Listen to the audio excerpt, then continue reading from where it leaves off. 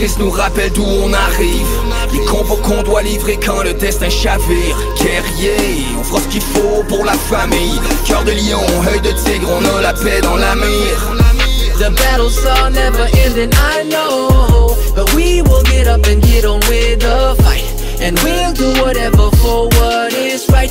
Just put your trust in us, in us. Ben oui, alors bienvenue à ce spécial confinement de Entretien avec un guerrier. Aujourd'hui, on a décidé de faire un spécial double, un épisode plus long. Étant donné qu'on n'aura pas d'invité, on va jaser juste moi et toi, Jay. Donc, bienvenue, Sensei Monette. Bienvenue, Senpai Manuel. Ça va bien? Ben oui, toi? Ouais. Hey, les gens ne nous voient pas, mais on s'enregistre grâce à l'application Zoom. Donc, on va pouvoir se faire des simagrées aujourd'hui. Mais ouais, nous, on se voit, ça, c'est nice. Nous, on se voit, c'est super cool. Ça brise un peu l'isolement. On peut boire notre drink sans se faire juger par les auditeurs. C'est quoi tu bois? Question de voir, c'est quoi ton niveau d'alcool? Ben écoute, je me suis fait une sangria maison, vin rouge, jus d'orange, puis Perrier. OK. Fait que toi aussi, tu n'aimes pas la bière. Oui, mais j'en ai bu 2 aujourd'hui. Mon taux de consommation a comme grimpé récemment. OK, fait que t'écoutes les conseils. T'es comme pas plus que 3 drinks, puis là, quand t'as 2 bières, tu changes de drink. Ouais, c'est ça. Puis, tu sais, on n'a pas grand-chose à faire de nos journées, hein. Fait que Ouais. c'est ça qui se passe. Mais écoute, on va se servir de l'alcool, ça va nous dégêner. Ça va nous permettre de retourner dans le passé. J'aimerais ça que tu me parles un peu de où tu viens. Toi, t'es-tu natif de Saint-Rémy? Parce que ton dojo, là, maintenant, principal, est à Saint-Rémy, mais t'es-tu natif de là? Non, moi, je suis né à Saint-Mathieu. Je suis né à Greenfield Park, mais je viens de Saint-Mathieu de la Prairie, qui est vraiment pas loin de Saint-Rémy, mais qui n'a aucun rapport, là. Moi, mes amis, tout ça, ça venait vraiment pas de Saint-Rémy, là. Ça venait plus de Candiac, tout ça, parce que c'est là que mon école secondaire était. OK. Fait que moi, vu que je venais d'une ville même pas une ville, c'est un village, on était 2500 dans le top, là. Fait que, tu sais, c'est ça. Non, j'avais aucun rapport avec Saint-Rémy. C'est juste quand je suis arrivé plus vieux, à la croisée des chemins, quand tu prends les décisions, où est-ce que j'ouvre les dojos, tout ça, ben, il y avait Renchi Carl, qui est à Châteauguay, Renchi Robert, qui est à Sainte-Catherine. Fait que moi, on a dit, ben, écoute, Saint-Rémy, c'est une belle place, avec les campagnes autour, tout ça. Puis moi, je viens de là, tu sais. Puis la ville, ça me tentait pas bien, là. Ça me tentait de rester sur la Rive-Sud. Ouais. Fait que Saint-Rémy, c'était un bon choix. Puis les loyers étaient pas très cher. Ah, les loyers commerciaux doivent être assez abordables. Oui, c'est ça. Ben, tu sais, j'avais pensé aussi à Saint-Jean. Puis là-bas, le loyer était plus cher. Puis aussi, ben, tu sais, quand tu ouvres un dojo, il faut que tu penses aussi à la compétition autour. Ouais. À Saint-Rémy était moindre, là, tu sais, la compétition un peu proche, un peu, c'est ça, ben, les deux sont Fouki. Il y avait aussi KJS pas loin. Mais... Non, ouais. Ben... C'est moins pire que quand ils sont dans la même ville que toi, là, tu sais, comparativement à mes confrères, là. Ouais. En même temps, tu sais, dans une grosse ville, si tu en as plusieurs, ça ne dérange pas parce que dans une grosse ville, chaque quartier, c'est comme un village en soi. C'est comme une petite ville en soi, tu sais. Exactement. Ouais. Ah, ben, cool. Il y a plusieurs villes qu'il y a des gros dojos, tu sais, ça va bien. Puis, dans le fond, toi, tu as commencé le karaté. On en a parlé un peu dans l'épisode avec Renchi Vicky. À quel âge tu as commencé? Ouf, c'est bizarre. J'ai commencé vraiment... Ben, moi, c'est parce que j'habitais à Saint-Mathieu. Après ça, j'ai déménagé sur la Rive-Nord à Sainte-Marthe-sur-le-Lac. OK. Puis là, je suis comme rentré en connaissance avec le karaté, mais je n'ai pas commencé tout de suite parce que quand j'ai voulu commencer, je suis déménagé sur la Rive-Sud. OK. Ben, c'est ça. On avait habité quand même 3 ans sur la Rive-Nord, mais j'ai rencontré le karaté vers la fin, quand j'avais comme 6-7 ans. Là, c'est-tu Sunfuki? C'est-tu Sunfuki? Oui, parce que ma sœur, en tout cas, on était reliés à Hugo, là, tu sais, le gars qui fait le coup de pied là, dans le dos. Là. Ouais, sur le je voulais qu'on l'aille là, quand il venait. Ouais, c'est ça, lui. Bon, je voulais qu'on l'aille. Là. Fait que c'est ça. Nos chemins sont croisés. Puis là, après ça, moi, ben, j'ai voulu faire du karaté là, parce que lui je le trouvais malade. Ouais, puis, c'était comme ton idée. Il sortait d'un film. Là. Moi, j'avais 4, 5, 6. Puis les courants, là, puis il faisait des backflips sur les murs. J'étais comme, shit, fou. Puis, C'était un élève à Kiyoshi dans le temps. Puis, c'est ça. Puis là, il me dit, moi, je fais du karaté, nana. Puis là, j'apprenais les blocs chez moi, puis tout, parce que je pouvais pas en faire. On était 6, là, nous autres, des enfants. Fait que... Vous êtes 6 enfants? Ouais, j'ai 4 sœurs, puis un frère. Wow, j'apprends quelque chose aujourd'hui. T'es le plus jeune ou t'es le plus vieux? Je suis le 4e. Je suis né, ma mère, elle a commencé en 88, elle a fini en 2003, puis moi, je suis en 96. OK. Fait Wow. que je suis dans le milieu. Méchant gros clan, ça? 6. Wow. Ouais. Fait que quand j'étais jeune, avec les déménagements et tout, t'étais pas sûr de m'inscrire en quelque part. Ouais. Puis quand je suis revenu, mais tu sais, j'aimais ça en faire, j'en faisais tout le temps avec Hugo puis tout. Ouais. Puis quand je suis revenu sur la Rive-Sud, après ça, j'ai commencé officiellement à KJS 2002, 2003, 2004. T'avais quel âge à ce moment-là? J'étais en 2e année du primaire quand je suis revenu sur la Rive-Sud. Oh, 2004? T'avais 7 ans en 2004? Non, attends. 7 ans en 2002. Bon, mais je t'ai dit 2002, 2003, 2004. OK. Ouais, 2002. OK. Wow. Parce que j'avais pris un break à année, j'avais recommencé tout ça. Tu sais, quand t'es jeune. Non, ouais. Ah, c'est cool, ça. Puis tes frères, tes sœurs, puis ton frère, ils faisaient-tu des arts martiaux aussi? Non, pas mes frères et sœurs. C'est pas à ce moment-là. J'avais une sœur qui avait essayé avec moi dans le temps à KJS. OK. Puis, elle n'avait pas trippé là, sur le conditionnement physique, là, finalement. Là. Moi, j'aimais ça en salle. On faisait beaucoup de combats, beaucoup de physique. Moi, je trippais là-dessus quand j'étais jeune. Ouais. Puis, mais moi, tu sais, j'étais relié au karaté par rapport à Hugo, pareil.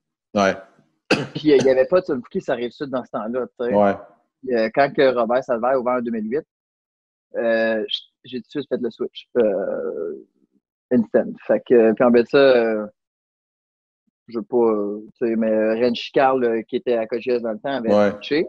Puis lui, ben, c'était lui qui me donnait mes cours. Fait qu'en plus de ça, ben écoute, tout m'enlignait par là-bas. Fait que moi, je suis parti par là. Ouais. Puis c'était super. Tu sais, par rapport à, après ça, j'ai rencontré, dans le temps, c'était Senpai, Robert Salvaire. Là, maintenant, c'est Renchi. J'ai une école, un dojo avec lui, à Brossard, tu sais. Fait que... c'est fou, hein? Ouais, c'est fou. Là, on parle de là 12 ans. Ça fait 12 ans, ouais. Ouais, en 2008, quand il a ouvert son dojo. Je me suis inscrit à porte ouverte. Genre, j'étais dans les 20 premières inscriptions. Ça, c'est fou parce que moi, j'ai des élèves. Mon premier ceinture noire, il était supposé de passer sa noire au mois de mai. Mais là, on ne sait pas trop ça va être quand, mais il s'appelle Simon. Salut, Simon. C'est l'élève numéro 1 dans nos dossiers d'inscription. Puis il passe sa noire là, genre, tu sais. Où ça, à Buck ou... Ouais, à Buckingham, parce que Buckingham, c'est la première école qu'on a ouverte. Puis Gatineau, on n'aura pas... Nos plus avancés sont rendus vertes, là. Parce que Gatineau a ouvert un an après. Fait que, puis c'était un satellite la première année. Fait que comme on faisait du 2 cours semaine, fait que les élèves avançaient plus slow, là. C'est pas comme du 4-5 fois semaine. Ouais, c'est ça. Tu sais, Simon, là, il était à Buckingham tous les soirs. Comme il venait. Puis, tu sais, au début, en plus, on faisait des cours élites. Puis, il était genre 2 sur les cours élites. Fait que c'était comme du semi-privé. Fait que, tu sais, ils ont fait ça de même. En tout cas, tout ça pour dire que je me mets à la place de Robert. Puis, ça doit être quelque chose d'être partner avec un ancien élève. Je trouve ça hot. Ouais, je sais pas. Puis en fait, ça, je l'avais. Ouais, il faut qu'on lui demande. Faudrait lui demander comment il vit ça, mais moi, je trouve ça fucking nice. Là. Puis aujourd'hui, vois-tu, là, je travaille avec lui, là, puis j'adore ça. Pour de vrai, là, c'est le fun, là, parce que on va revenir à ça plus tard, j'imagine. Robert, c'est avec lui que j'ai passé la majeure partie de mon temps d'adulte, si on veut, là, comme la transformation de enfant à adulte, c'est fait. Fait que c'est lui qui m'a montré le côté business. Fait qu'aujourd'hui, on change un dojo de la même manière. Fait que c'est le fun, tu sais. Puis, vu que j'ai aussi grandi à travers ça à Châteauguay au début, ben, j'ai aussi tous les bons côtés de Renchi Carl. J'ai aussi enseigné un peu à Belleuil, qui eux autres sont vraiment, font beaucoup physique. Ouais, mais aussi beaucoup de physique, là, eux autres. Là. Fait que, tu sais, t'apprends à t'adapter à toutes sortes de clientèles, tout ça, de gens. Puis, c'est le fun de travailler tout ça. Après ça, quand t'as ton dojo, tout ça, ben, c'est cool. Ah ouais, c'est ça. T'as intégré un peu de tout le monde après. Ouais, c'est ça, exact. Puis, mais c'est ça. Puis là, Renchi, après ça, je l'avais eu en stage, là, tu sais, puis il m'avait vraiment montré plein d'affaires. Mm-hmm. C'était fou. Mais ça, c'est parce que j'étais au Prédep. Mm. J'étais plus dans le circuit d'école. En tout Ouais. cas, ben oui, mais plus, comment on appelle ça, le circuit régulier, là. Ouais. Pour avoir un DEP, là. Ouais. Tu l'as-tu fini? Tu faisais un DEP en quoi? Je voulais aller serrurier. Ah ouais? Mais c'est parce que je voulais une école de karaté, là. OK, fait que dans le fond, tu cherchais, t'as pris n'importe quoi, c'était juste. Oh, un plan c'était B. juste pour aller m'entraîner puis aller en Espagne. C'était que pour ça en 2011, là, je m'en foutais, là. Mais, tu sais, il fallait pas, là. L'école, c'est vraiment important. Ouais. Je suis retourné après, puis j'ai fini mon secondaire 5 à 20 ans. OK. Ça fait 3 ans que j'ai mon diplôme. Fait que ça, je suis vraiment, vraiment content. Je suis allé le chercher aux adultes. Ah ouais. Hein. Ouais. J'ai demandé, après, puis j'ai fait une demande pour aller en TP. Puis, j'ai pas été accepté. Mais c'est pas grave, j'ai fini mon 5 Ben, de toute façon, tu sais, avec les dojos, en tout cas, dans la mesure où on peut tous reprendre nos activités un jour, si le virus peut nous laisser tranquille, là, je pense qu'on a des belles business pour gagner notre vie, là, tu sais. Ouais. Fait que, tant que tu changes pas de carrière, t'as pas vraiment besoin de retourner à l'école. Ça va bien. Ouais, non, c'est ça. Moi, tantôt, tu sais, je passe à ça, je parle avec ma blonde, tu sais, puis moi, j'ai pas de plan B, là. C'est pas mon plan B, c'est un karaté, tu sais, ou tu sais, j'ai rien d'autre, fait que c'est bien, puis c'est pas bien, parce que si je veux me retourner de base, j'ai de la misère, à mesure, tu sais. Mais moi, en ce moment, j'ai des propriétaires vraiment compréhensifs, là, on en parlait tantôt. Puis, fait que je vais espérer que le monde comprenne puis reste chez eux puis se lave les mains. Ouais. Ceux qui écoutent, restez à la maison, écoutez les consignes. De toute façon, c'est rendu fou les amendes. Là. C'est entre 1 000 et 5 000 de contravention. 6 000, c'est dingue. Mais en même temps, si ça fonctionne, tant mieux. Moi, je dis tant mieux. Pour l'instant. Ben, c'est dans le Nord, là, pas Mont-Tremblant, il y avait plein de monde. Là. Ouais, c'est stupide. C'est stupide. C'est pas des vacances, là. C'est un confinement. Si c'est pas pour de la nourriture ou de l'eau ou aller à la pharmacie pour des choses de santé, tu sors pas, là. Tu restes chez toi, puis tu es héros à jouer aux jeux vidéo ou t'entraîner. Non, exactement ça. Puis au début, quand ils ont fermé les régions éloignées, j'ai dit check ben ça, les autres régions, ça s'en vient. Puis le lendemain, je pense, ils ont annoncé, ou le surlendemain, c'est hier, ils ont annoncé. Nous autres, l'Outaouais, on est en lockdown complet. Maintenant, ils ont mis des policiers sur les ponts entre l'Outaouais et l'Ontario, ce qu'ils auraient dû faire il y a longtemps, en fait. Ouais. Je ne veux pas qu'on en parle, mais on parle là-dedans. Mais ouais, là, Montréal, écoute, c'est fou. Ouais. Là. Montréal, Montréal, ça s'en vient. Là, ils vont fermer les ponts. Ils vont fermer les ponts bientôt. La moitié des cas du Québec est là. Ben, c'est démographique, là, c'est normal. Mais ouais, non, écoute, on va revenir à des choses positives. Là. Parlons d'arts martiaux. Ouais, c'est ça. Fait que après ça, j'ai commencé en 2008 avec Renchi Carl. Ouais. Ben, pas Renchi dans ce temps-là, mais tu sais, j'ai utilisé les titres d'aujourd'hui. Là, avec Renchi Carl et Renchi Robert.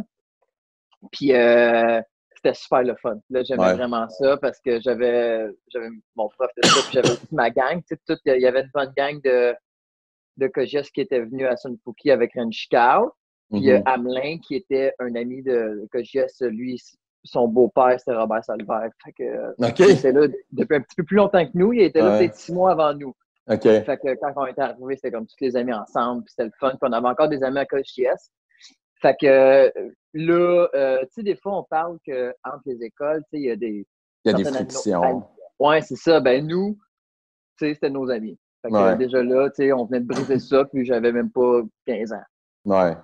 Tu sais, puis j'étais comme, moi je l'aime, ce gars-là, je m'en fous. Là, je m'entraînais avec 5-6 ans. Là, non, tu sais, c'est pas parce que tu changes de cercle que tu es obligé de renier ce que tu avais avant, en fait. Là. Ben, quand tu es jeune, tu as quasiment ça comme impression. Ouais, c'est normal de penser de même quand tu es petit cul. Là. Mais quand tu es plus vieux, après ça, tu es vraiment t'es content de voir tes autres amis qui ont bien tourné puis tout, là, tu sais. Ouais, exact. Moi, tu connais Carlos, là, Carlos Najim qui a, Non, on dit rien. je t'ai envoyé le screenshot. OK. Du bon podcast, là. Ah oui, oui, oui, oui, OK. Bon, Oui, lui, il a excuse-moi. l'école AMR, en mention OK. Roussillon.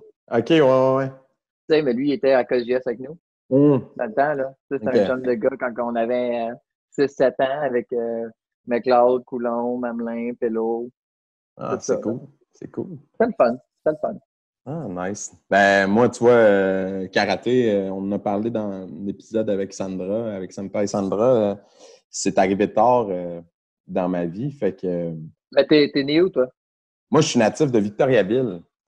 Fait que. Rappeur de la poutine! Ouais. Ben, moi, je donne les crédits à la vraie place. La vraie place, c'est Warwick, qui est un petit village à côté de Victo. Là, mais la région des Bois-Francs est pas mal la région qui a créé la poutine. T'sais, Drummond, Victo, Warwick, c'est là que ça s'est répandu en premier, mais c'est Warwick. Là. Fait que Drummondville, toi. Non. Drummond, il rêve à ça. Désolé, Ouais. les gens de Drummond. Non, mais c'est vrai, il y a eu des recherches historiques et tout, puis ça vient vraiment des Bois-Francs. Là. Mais c'est ça. Moi, je suis natif de Victo, man. J'ai grandi là les 20 premières années de ma vie. Je suis parti à Montréal 2 ans faire mon cégep. Je suis revenu de là. J'ai travaillé à Victo encore 2 ans à la télé communautaire. Cégep en quoi? Attends. J'ai fait un DEC préuniversitaire en cinéma. Hey, je suis même pas rendu au cégep. Tu skippes tout ça. Là, gros, je l'ai même pas fini. Il me manque genre 2-3 cours. Mais j'ai drop out. Première session ou t'as fait... non, j'ai fait 2 ans complets. Mais j'ai drop out parce que à l'époque, à 19 ans, j'ai commencé à faire de la musique plus sérieusement. J'ai commencé à écrire comme vers 17 ans sur des beats hip-hop. J'écrivais des textes de rap vers 17 ans à cause d'un ami français. Là, on est en quelle année quand tu as 17 ans? J'avais en 99. OK. T'étais pas vieux. J'ai 3 ans. T'avais 3 ans. Fait qu'en 99... Fait que Biggie puis Tupac viennent de mourir. Ouais, ça faisait pas longtemps, mais tu vois, moi, c'est pas le rap américain qui m'a amené à la musique, c'est le rap français. J'avais un ami, mon meilleur pote de l'époque, c'était un Français, le Doïs, puis c'est lui qui m'a amené le rap français, I Am, tout ça. C'est vraiment ce groupe-là spécifiquement qui a fait que je suis tombé en amour avec le hip-hop. Mais après ça, dans les mêmes années, exactement en 99, t'as Mosaïen qui est sorti, Sans Pression, Rain Man, genre Deux Faces, La Constellation, tous les gros groupes qui ont forgé le hip-hop québécois, ils ont commencé cette année-là. L'année que j'ai commencé à faire des shows puis à faire un peu ça sérieusement. Fait que à la fin de mon deck, Oui, qu'est-ce que ça veut dire? Une toune quand j'étais jeune dans la vallée de Dana avec Manu. Ouais. Hein? Avec Mano? Mano, ouais, c'est ça, Mano. Ah ouais, je m'en rappelle. Je m'en rappelle. Fou, ça. Ça, c'était du fou beat. Ça. Mais je joue encore cette tune à la radio. Ah ouais. Je l'entends, je suis comme... On discutera pas de goûts musicaux parce que j'ai pas envie qu'on se Non, je dis pas que c'était le beat, là, tu sais. Mais ouais, je m'en rappelle. Elle joue encore. Ah ouais, je me rappelle quand j'étais jeune. Ça a été pas mal des One Hit Wonder. Ils ont fait un deuxième album après, puis ça n'avait pas levé pantoute. Là. Non. C'était vraiment comme 7 tournées qu'ils ont mis ça en map. En tout cas. Fait que tu sais, j'ai drop out du cégep parce que je voulais faire de la musique. Puis à cette époque-là, j'ai fondé mon premier groupe avec des gars de Victo. Puis on a fait un EP, ce qu'on appelle un EP, là, un 5-6 tonnes. Puis on a été crissement avant-gardiste. À l'époque, là, ça n'existait pas les plateformes numériques, tout ça. Puis le gars qui était avec moi dans le groupe, lui, il disait « Man, la musique, là, si on veut se faire connaître, il faut la donner, il faut la mettre nous-mêmes sur genre Napster puis LimeWire pour que le monde la partage. » Début années 2000? Ouais, 99, 2000, 99, 2000, 2001, dans nos premières années. On a sorti notre premier EP en 2001. Napster. Puis on mettait des tunes gratuites nous-mêmes, puis on les donnait, on les passait sur MIRC au monde. Puis, crois-moi qu'on va pas, mais je te dis, j'ai pas tenu le décompte exact, mais dans ces années-là, les années de ce groupe-là, on a fait des centaines de spectacles. Pour vrai, on faisait des premières parties partout. Il y avait des shows hip-hop partout. On faisait des shows à Thetford Mines, puis il pouvait y avoir 100 personnes. Aujourd'hui, je ferais un show à Gatineau, puis il n'y aurait pas ça, 100 personnes. Tu sais, comme on faisait des shows sold out à Victoriaville avec 300, 400, 500, 600 personnes en faisant 1000 sans pression. Puis nous, on faisait la première partie comme des rockstars. Genre. C'était vraiment une autre époque. Là. Puis c'est ça. Fait qu'on a fait vraiment beaucoup de shows. Puis ça, c'était quand la musique était plus fort que l'humour. Ah ouais, ben la musique vendait. Écoute, notre premier album, là, on l'a sorti en 2003. On l'a enregistré chez les gars du 8-3. Les gars qui nous ont donné le thème musical du podcast. On a fait des tournées avec eux. On a enregistré notre premier album chez eux. Et puis, c'est ça. Fait que c'est vraiment à deux faces qui nous a appris à être professionnels, à enregistrer comme il faut, tout ça. On a sorti cet album-là, puis il y a eu juste un print. Là. On a sorti 1000 copies, puis comme les dernières nouvelles que j'avais eues, c'était genre, on avait 700-800 copies de vendues, genre sans aucune promo, puis avec un clip qui avait joué à l'émission Hip Hop à Musique Plus une fois.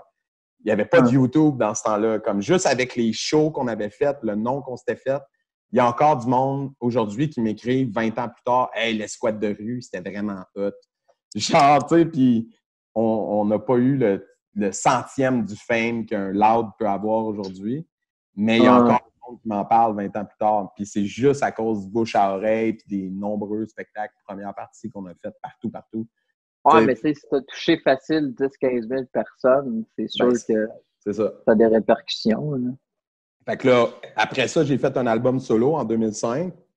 Puis après ça, j'ai migré vers Montréal parce qu'entre-temps, j'ai fait des études universitaires. J'ai fait un bac en communication à l'UQTR. Puis à la fin de mon bac, j'ai fait mon stage dans une maison de disques à Montréal. Fait que j'ai déménagé là. Là, t'as quel âge à ce moment-là? En 2007. Fait que là, en 2007, j'avais je suis en 82. Fait que j'avais 25 ans. Là, ta job à date de musique, puis... ouais, là, j'étais stagiaire d'une maison de disques. Je faisais de la musique. Je suis entré en contact avec un boss de label très connu du rap québécois qui s'appelle BBT Records. Puis le boss s'appelle Marc-André Fréchette. C'est devenu un ami. Je suis devenu comme son bras droit administratif. J'ai travaillé avec lui pendant plusieurs années. Ça a même été le témoin à mon mariage. Fait qu'avec eux autres, j'ai travaillé beaucoup. J'ai enregistré plein de tracks. J'enregistrais le monde. C'était moi le tech de studio beaucoup. J'ai passé un an complet à être tech de studio, à être là toutes les nuits, puis à faire de la tournée, booker des affaires avec eux autres, mais pendant plus qu'un an. Mais pendant un an, là, j'étais au studio tous les jours. Puis éventuellement, en 2013, de ça a découlé un album avec un autre gars que j'ai rencontré, qui s'appelle Bordel, Maxime. Puis on a sorti un album ensemble, subventionné, puis tout, là, grâce à BBT. Puis ça a été comme mon testament musical, si tu veux, parce qu'après ça, entre-temps, j'ai eu un enfant. En 2013, mon premier enfant, il avait 3 ans. Le karaté est arrivé dans ma vie un peu après l'album que j'ai fait avec Bordel. Fait que là, ben, dès que le karaté est arrivé dans nos vies, assez vite, on avait dans l'idée d'ouvrir un dojo.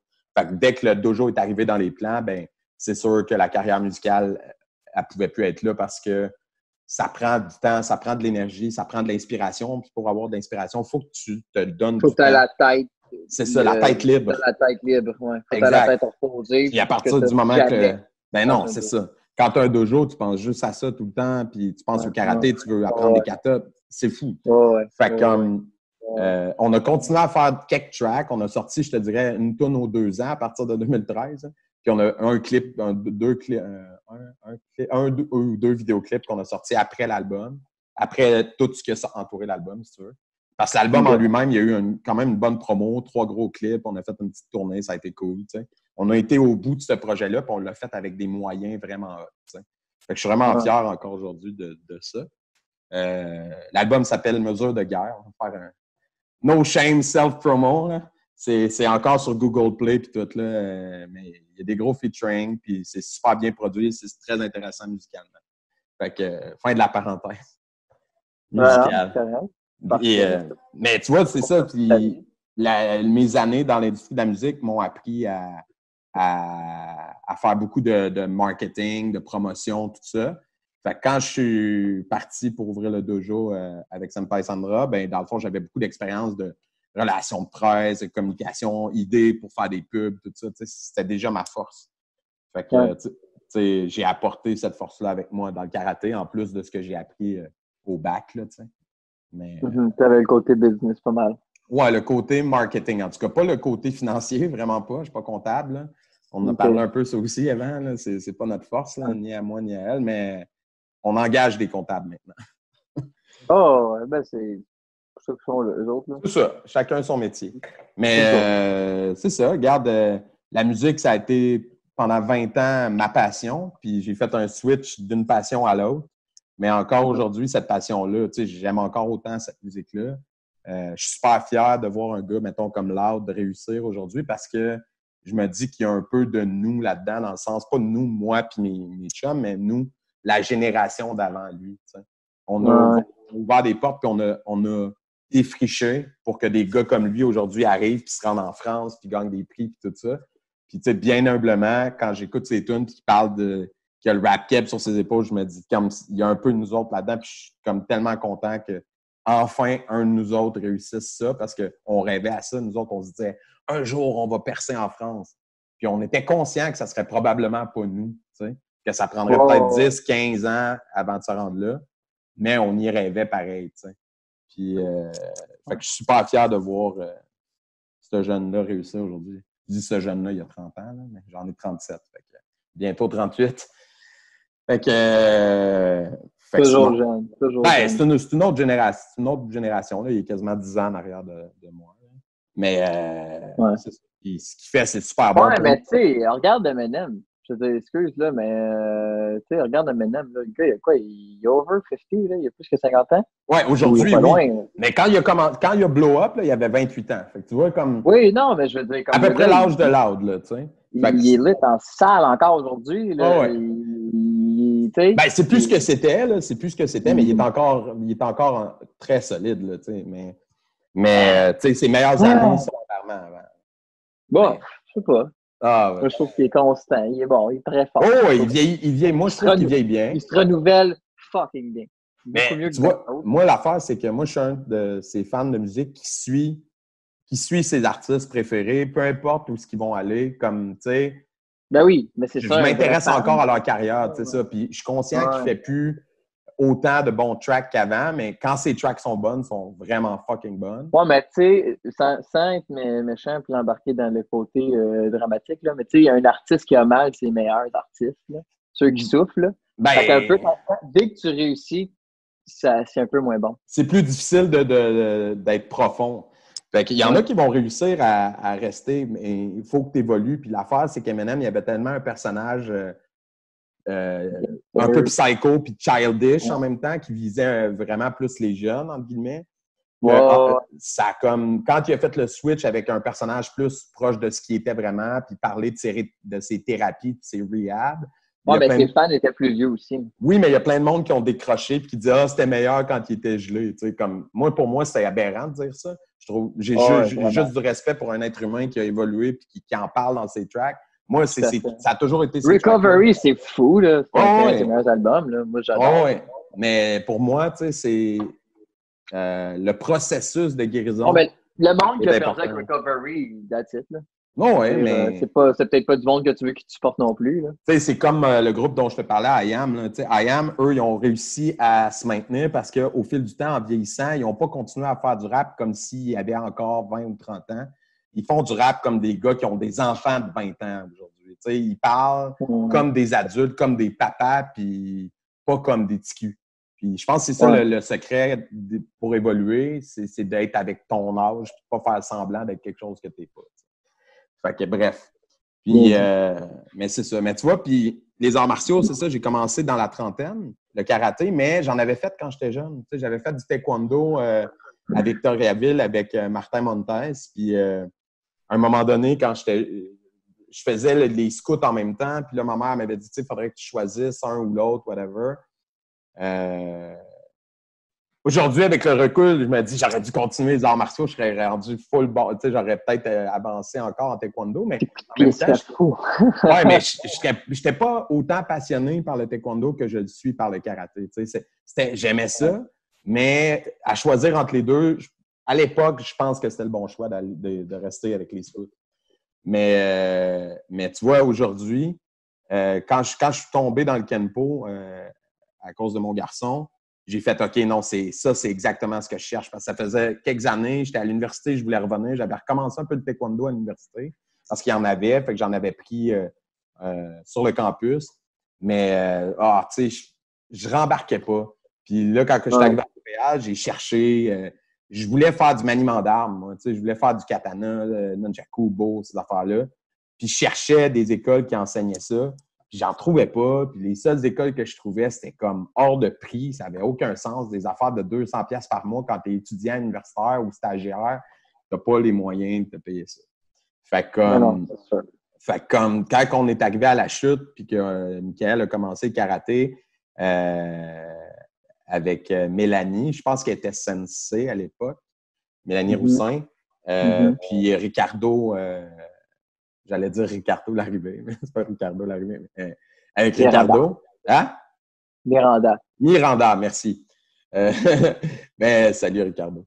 Dans le fond, eux autres, ils étaient super bons avec les enfants. Bientôt. Ben oui. Puis, qu'est-ce que je voulais dire? Ouais, quand eux, ils sont arrivés, ils ne donnaient pas de cours d'adultes, tu sais.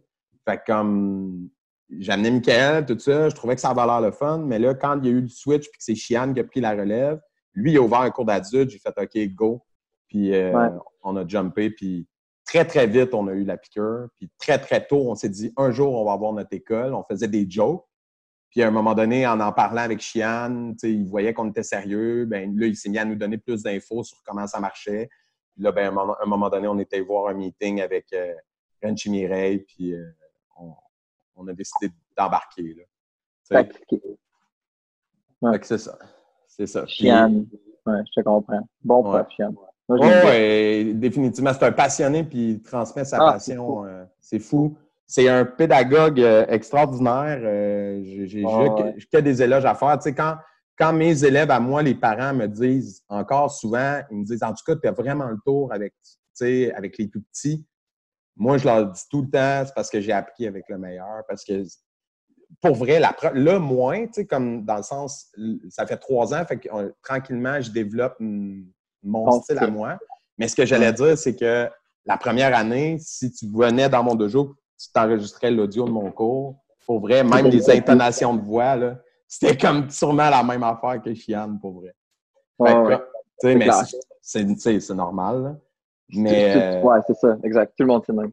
Ben oui, c'est ça. Fait que, moi, encore aujourd'hui, j'ai encore beaucoup de mimiques de mes anciens professeurs. C'est normal, là. C'est eux qui nous ont montré. Fait qu'on utilise leur méthode pour continuer. Puis là, au fil du temps, on fait « Ah, moi, telle affaire, je le ferais de cette façon-là. Ça, si on a nos propres intérêts aussi. » Comme moi, le maniement d'armes, je tripe vraiment là-dessus, mais j'aime plus les katas trad que les katas open. Les Chiane, lui, en open, il est excessivement bon. Mais tu vois, moi, le trad, ça m'a branché beaucoup. Fait que c'est ça. Puis, tu as même fait une compétition sans le dire à personne, coquin? Quoi? Tu as fait une compétition sans le dire à personne, petit coquin? J'ai fait une compétition? Ben oui, à Victoriaville. Oui! Ouais, non, mais je fais pas de compé, parce que on s'en parlait la dernière fois. Je suis pas fou, t'en as fait une? Ouais, j'en ai fait une. Ben oui, je peux te raconter ça. L'histoire, c'est que, c'est ça, je fais pas de compé, moi, par manque de temps.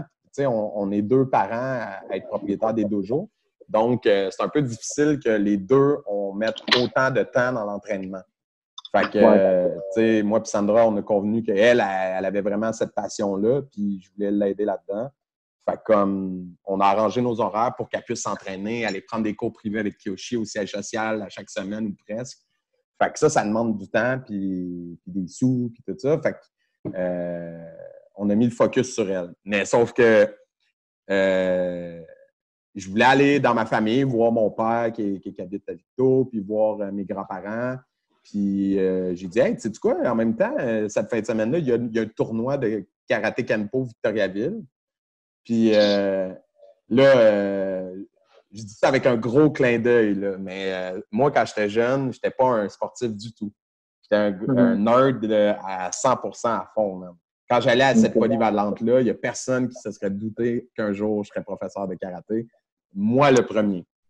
Fait que c'était de faire cette compétition-là, c'était comme un peu un genre de C'est drôle. De clin d'œil, de revanche sur C'est un la Easter vie. egg, là. Ouais, tu sais, comme dans le sens, comme si je me suis dit, je vais y aller pour le fun, no matter what, là, que je gagne ou que je gagne pas, je m'en fous, je veux juste vivre cette expérience-là dans ma polyvalente de jeunesse.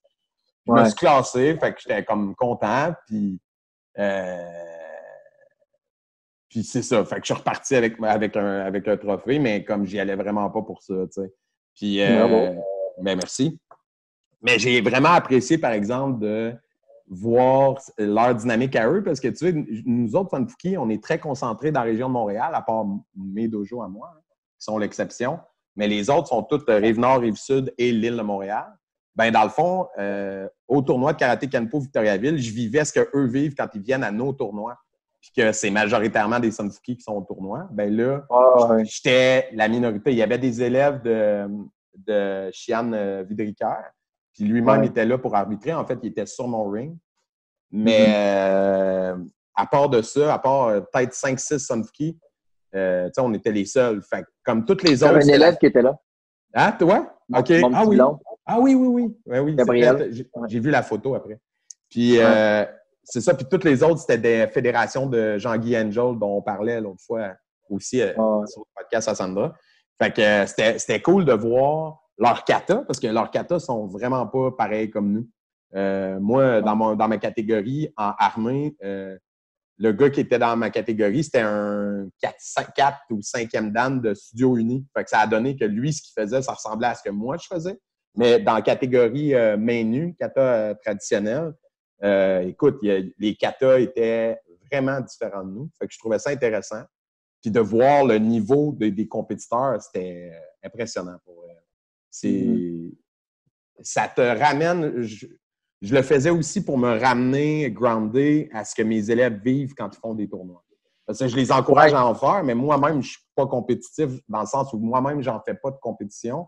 Donc, je voulais prêcher par l'exemple un peu puis montrer que même si tu ne te sens pas l'âme d'un grand compétiteur, c'est une bonne idée de l'essayer d'en faire de temps en temps, juste pour te donner un kick de motivation de temps en temps. Ouais, je comprends ce que tu veux dire. Écoute, moi, j'en ai fait de la compé, puis tu sais, moi, je suis devenu champion du monde l'année que j'ai ouvert mon dojo. Ah ouais, hein? Fait que tu sais, brag. Fais-le, je dirais. Puis après ça, tu sais, j'ai comme un peu saqué compé puis le circuit du BKC international parce que j'entraînais. Moi, je m'entraînais pas parce que j'entraînais mes élèves. Je m'amenais de la relève. Puis tu sais, vois-tu, en 2019, l'année dernière, j'ai amené 2 élèves. Or, argent. Fait que je pense que c'est des bons résultats. Fait que oui, c'est hot. De 2015 à 2018, j'ai monté mes jeunes. 2019, j'ai pas voulu participer parce que je voulais vraiment coacher à 100%. Puis là, cette année, je voulais tout faire, mais avec le COVID-19, on a juste fait les Québécois. Fait que, je les ai faites, là, je voulais faire Canadien, tout ça. Fait que je m'étais classé, j'ai eu 2 médailles d'or. Fait que je voulais aller au Canadien puis me pogner avec des amis de l'Ontario, tout ça. Ça fait longtemps, là, j'ai pas fait. Là. Depuis 2014. 2015, j'avais fait les Canadiens avec Renji Carl. Il avait fini en avant de moi dans mes 2 divisions. Ah ouais, hein? Ouais, il avait fini 2, moi 3. Puis après ça, l'autre division, je pense que c'était 2, 3 puis 4 ou quelque chose comme ça. On avait 2-3 médailles chaque. Là. Puis on avait pris une photo. C'était cool. Ça, c'était vraiment cool. Ouais. Puis après ça, ben là, j'ai pas fait de Canadien depuis ce temps-là. Fait que là, je voulais vraiment les faire. Puis ben là, ça me fait de la peine. Ben là, ça va aller à 2021, dans le fond. Ouais. S'il n'y a pas de Canadien en août, septembre. Ouais, mais en même temps, là, ça fait court pour faire des mondiaux après ça. Tu sais. Je sais pas qu'est-ce qu'ils vont faire pour rapport. Parce que je sais que les Jeux olympiques qui ont été retardés d'1 an. Là. Et Tokyo, ils vont avoir lieu, mais là, en 2021. Ouais, c'est vraiment plate. Ouais. C'est quelque chose de très, très, très, très, très, très triste. Écoute, on voulait pas en parler, mais c'est comme inévitable, hein? C'est fou. Là. Ouais, ça fait partie de la réalité en ce moment. Ben, ça va changer le monde un peu. Là. Moi, j'ai vraiment l'impression. Premier ministre Legault, là, récemment, dans un de ses points de presse, il a évoqué le fait qu'il avait l'impression que ça va amener tout un mouvement de de démondialisation, tu sais, de relocalisation, toutes les industries. Tu sais, check juste le problème des masques, là. On va plus vouloir dépendre des autres. Ben non, parce que là, tout le monde réalise comme, hey, on est dans le schnout, là, parce que là, des masques, on dépend de la Chine pour en avoir, alors qu'on pourrait avoir des usines dans tous les continents qui en fabriquent. Je sais pas si tu as vu, mais aujourd'hui, il y a une affaire de comme le FBI a pogné 110 000 masques. Attends, j'ai des screenshots tantôt, là. C'est où, donc? Le FBI, 192 000 masques, N95, dont des milliers proviendraient de l'Ontario, du Québec, là, tu sais, à New York, dans le marché noir. C'est fou, là. Ouais, puis ben, j'en ai entendu parler de ça, qu'on s'est fait voler, des cargaisons. Ouais. Ils en ont parlé, qu'on s'est fait voler des cargaisons. Puis il disait justement dans sa conférence de presse que. En Ohio. Oui, exact, qu'ils sont obligés de payer des shipments cash pour avoir des shipments tellement ça joue dur. Là, ils sont obligés de payer cash. C'est des gouvernements qui payent cash. Là, c'est vraiment au plus fort la poche. Mais là, ce que ça dit, c'est que crème, ça veut dire que on ne doit plus dépendre de pays à l'autre bout du monde pour des affaires qui pourraient être vitales, dans le fond. Tu sais, comme pour des produits genre des consoles de jeux vidéo, on s'en torche un peu qu'elles soient faites au Japon. Hein. Mais tu sais, pour des affaires comme des masques de médecins, des jaquettes d'hôpital, si tu fait faire ailleurs puis qu'il arrive de quoi, ben, c'est la guerre ou c'est le virus de ci, le virus de ça, ben là, t'es fait. Puis c'est ça qui se passe en ce moment. Ouais, mais ça, c'est ce qui arrive quand que tu veux tout le temps chipper, parce que je suis sûr qu'à un certain point dans l'histoire, c'était ici, là.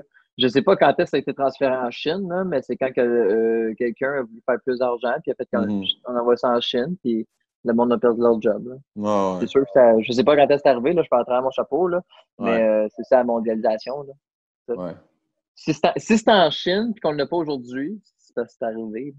Hey, je te vois boire avec ton verre Cobra Kai. T'as-tu aimé la série? C'était bon, hein? Wow, la série. Wow. Épique, hein? Pour moi, c'est le meilleur sequel. Sequel, exact. Ouais, mais fait vraiment longtemps après. Tu sais, comme ça arrive souvent qu'ils font ça, des sequels, mais vraiment longtemps après. Genre là, ils vont sortir un Top Gun 2, mais genre 30 ans plus tard. Puis je suis pas convaincu, mais tu sais, on sait jamais. Il est encore insane. Ouais, ça peut être excellent, tu sais. Fait on va voir, mais. Il n'est pas has-been encore. Non, c'est ça. Fait que, Stallone, il est has-been. Les Expendables, c'est trop. Mais Stallone, tu sais, Creed, c'était bon. Là. Creed, c'était super bon. Stallone, c'est une machine, mais Expendable, il était la sauce. Là. Ouais, mais là, c'est parce qu'ils ont vu que ça marchait. Puis là, ils en ont fait combien? Là? 4 Expendables? 3, 4, je pense, ça va sur 4, 5. Mais tu sais, Jason Statham, c'est fou. Tu fais Kid, c'est fou. Là, l'idée de réunir plein de vedettes d'action dans le même film, c'est une bonne idée. Là. C'est fou. Là. Mais il était de la sauce. Hein. Mais, ouais. De quoi on parlait? Mais parce que je te parlais de Cobra Kai, la série, mais la série est excellente. Puis pour moi, tu sais, dans cette série-là, c'est ça qui est cool parce que tu te rends compte que le méchant d'avant, ben finalement, c'est peut-être, tu sais, il est peut-être une bonne personne, tu sais. Puis c'est ça que j'ai trouvé intéressant, la rédemption du vilain. Ouais, mais tu sais, Johnny, depuis le premier film, ça a tout le temps été, tu sais, Miyagi, il n'y a pas de mauvais élèves, il y a juste de mauvais professeurs. À la fin, tu sais, il se faisait péter la gueule par son prof. Il a quand même été allé donner le trophée à la fin du 1, il lève la main. Johnny, puis tu vois aussi après ça que la condition à la maison n'était pas facile. Non, c'est ça. Fait que, tu sais, moi, je suis team Cobra Kai à fond la caisse. Là. True pain. Puis, c'est ça. Mais Johnny, c'est un bon gars. Il a un bon fond, mais il n'avait pas un bon sentiment. Non. Ben non. Mais, il n'est pas gentil. Puis la fin de la saison 2, c'est parfait. C'est juste parfait. C'est vraiment incroyable. Parce que là, il va aller avec Daniel LaRusso, puis ils vont merge enfin. J'espère. Ça va être parfait. Ça serait malade. Parce que moi, ce que j'aimais dans la série aussi, c'est de voir que Daniel, qui au début était un petit gars, tu sais, victime d'intimidation, là, il est rendu un asshole parvenu. Genre que c'est un nouveau riche. Histoire depuis 30 ans. Ah ouais, tu sais, un nouveau riche un peu trop fier de lui, là. Fait que non, j'ai trouvé ça intéressant, la twist. Limite désagréable. Hein? Limite désagréable. Ah ouais, il est désagréable. Puis tu sais, comme tu sais, il est cave, là, il est marié avec une fille beaucoup trop bien pour lui, puis tu sais, comme il en prend pas soin, en tout cas, bref. Mais moi, pour vrai, ça a été un film ultra marquant, ce film-là. Là. Moi, je m'identifiais à Daniel San, veux pas, tu sais, comme à Daniel, parce que, tu sais, comme tous les petits culs pas super sportifs qui ont été une fois, quelque part dans leur vie, victimes d'intimidation, quand tu vois ce film-là, tu fais comme « Yeah! » Tu sais, c'est comme la revanche de tous les petits culs. Un peu... c'est pas Blood and Bone avec Michael J. White, là, tu sais. Non, mais tu sais, je pouvais pas prendre pour des Cobra Kai. Là. Pour moi, ça représentait les pas fins, les pas fins que j'avais eus à l'école. Puis je suis content qu'il ait fait la série parce que moi, l'espèce de revival avec Jackie Chan, j'étais pas down. C'était vraiment trop avec le fils de Will Smith. Tu sais, c'était un rip-off. Non, mais je voulais dire pourquoi moi j'aimais ce Cobra Kai. Ouais, pourquoi? Vas-y donc. Ben, moi, c'est parce que, tu sais, j'aime beaucoup Miyagi. Miyagi, j'adore, là. Ouais. Puis, je pense que c'est une cinquième dan, là, Miyagi, point barre, là. Ouais. Puis, mais, tu sais, Cobra Kai, c'est que c'est une équipe. Puis moi, mon karaté, c'est tout une question d'équipe. Tu sais, ouais. Je pense que c'est la base à son free, surtout. Tu sais, ouais. Je veux dire, fait que l'équipe, tu sais, puis il est tout seul, Daniel. C'est même plus vieux, je pense que c'est un peu pour ça que c'est un petit con. Là. Ouais. Il n'y a personne qui le ramène. Je sais pas si tu as déjà écouté How I Met Your Mother, mais dans How I Met Your Mother, il y a un personnage qui s'appelle Barney Stinson. Ouais, ben oui, je suis un fan, là, je les ai tous vus. OK. Just wait for it, staring. Ouais, ben, tu te rappelles quand ils font son enterrement de vie de garçon, puis il est comme, tu sais, le vrai Karate Kid, c'est pas lui, là, puis là, il capote. C'est ça. Puis là, t'as Johnny qui sort du saut de clown, qui est comme le vrai Karate Kid! Ah! Il capote. Non, mais c'est vrai, là, c'est un kick illégal, là. Anyways. Ouais. Mais, non. Mais, ouais, c'est ça. Ouais. Cobra Kai forever. Ouais. Mais sinon, à part ça, strike hard, strike first. En termes de films d'arts martiaux marquants, c'est clair que pour moi, Le Dernier Samouraï, on avait parlé dans l'épisode avec Marc-André. Ouais. C'est un film incroyable. Tu sais, dans comment ça dépeint de façon poétique le Japon ancestral, parce qu'on sait que c'était pas comme ça du tout. Féodal. Là. Ouais, féodal. Mais j'ai fait un top 5 des films aujourd'hui, tu sais, avec justement le COVID, là, on est comme enfermé, puis il y a plein de listes qui passent sur Facebook. Il y en a un, c'était justement ton top 5 des films avec un de mes amis qui aime beaucoup les films. Puis mon number one, c'était Le Dernier Samouraï. Écoute, man, c'est légendaire comme film pour de vrai. Je peux l'écouter là 72 fois d'affilée, puis c'est pas trop. Non. Genre, c'est fou. Non, c'est vraiment épique. Puis, les scènes de combat là, sont juste trop fous. Les guerres. La première scène, juste la première scène, là, quand les samouraïs arrivent, là, au début de la première rencontre, là, wow! À chaque fois, j'ai eu frisson. Chaque fois. Mais il faudrait que je vais faire une dédicace à un autre podcast qui s'appelle les pires moments de l'histoire avec Charles Beauchesne. Je ne sais pas si tu as écouté ça. Non. Non, mais j'avais écouté un petit peu son affaire sur le Japon féodal à Charles Beauchamp. Je te l'avais envoyé, hein? Ouais. Okay, ben, je l'avais un peu écouté.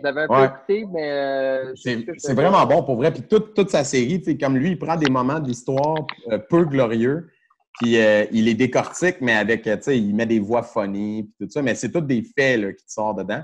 Il disait des affaires vraiment intéressantes là, sur le Japon féodal, notamment que dans les armées de samouraïs, ils savent aujourd'hui, grâce aux recherches archéologiques puis des champs de bataille, ils ont retrouvé des squelettes, ils savent qu'il y a environ à peu près 30% des armées du Japon féodal étaient des femmes. Wow! Oui.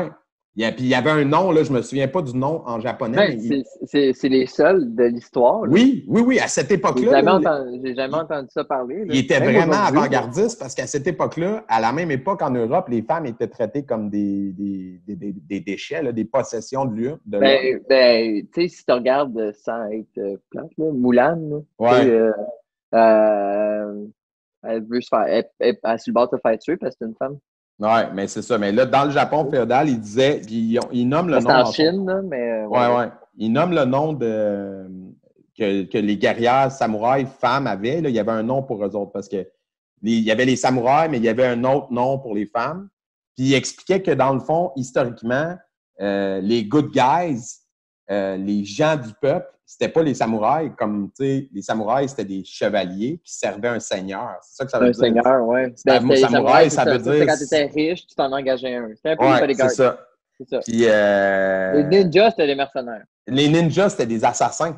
Puis, dans le fond, ce qu'il explique dans son podcast, c'est que les ninjas, ils avaient l'air de rien, tu sais, que leur spécialité, c'était de se déguiser, c'était de passer pour des paysans, un boulanger, le forgeron. Comme dans Batman Begins. Oui, comme dans Batman Begins. Puis que quand vient le moment d'attaquer la cible ou quoi que ce soit, ben là, il était ultra entraîné, mais c'est ça, c'était des assassins. Puis là, il explique toutes les guerres de pouvoir qu'il y a eu entre les seigneurs japonais qui voulaient devenir le shogun, qui était le suprême leader en dessous de l'empereur.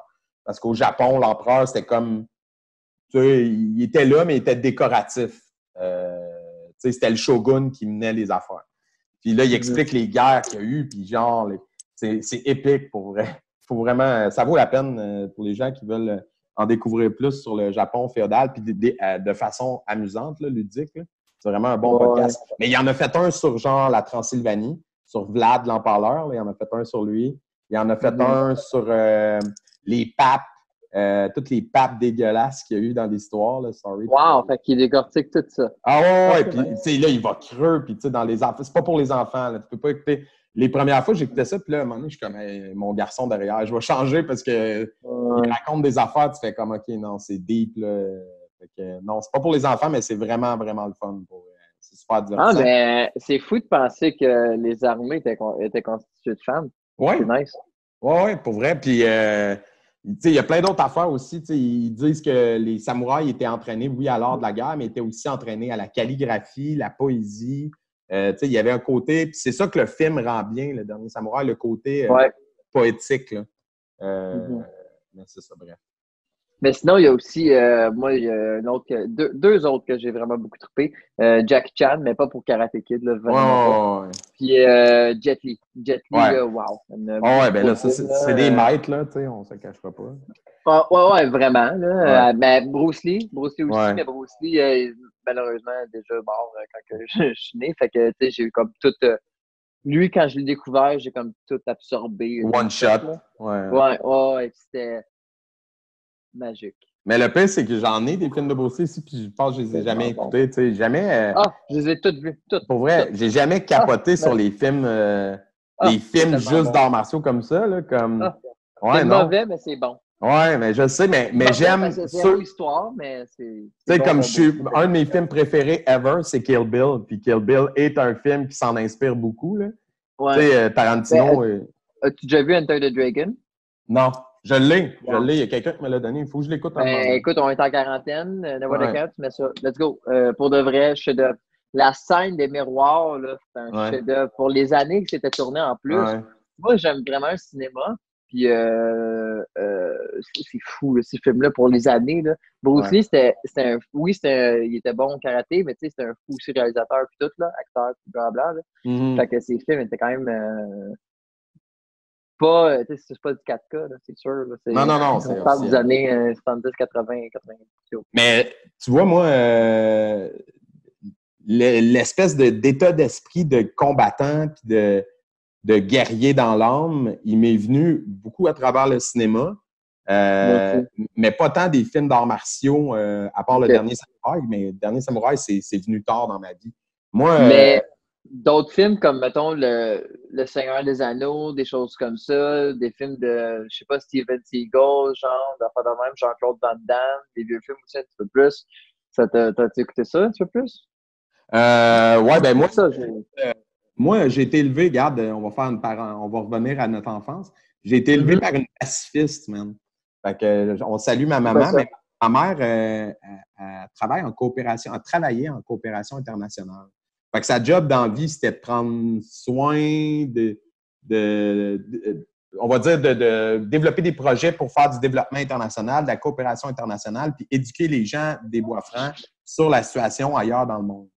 Fait que chez nous, on n'avait pas de console de jeux vidéo, puis des films violents, quand j'en ai vu, c'était chez des amis à l'adolescence.